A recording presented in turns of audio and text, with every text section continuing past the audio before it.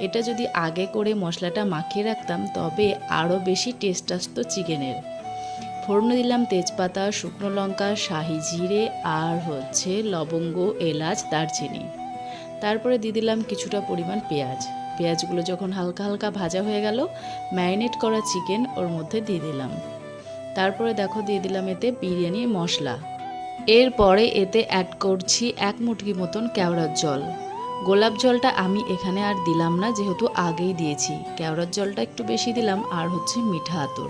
মিঠা আতর না দিলে কিন্তু বিরিয়ানিটাই হয় না। যা কিছু দাও না কেন, এই যে কেওড়ার জল, গোলাপ জল, যদি এগুলো নাও দাও, কিন্তু যদি মিঠা আতর না দাও তাহলে কিন্তু বিরিয়ানিটা হবেই না। তারপরে দিয়ে দিলাম কিছুটা পরিমাণ বিরিয়ানি মশলা। তো সমস্ত কিছু দিয়ে ভালো করে চিকেনটা কষিয়ে নিলাম। আর এখানে ভেজে রাখা আলুগুলো এবার এর মধ্যে দিয়ে দেবো। তাতে কিছুটা পরিমাণ জল দিয়ে কিছুক্ষণের জন্য চাপা দিয়ে দেবো।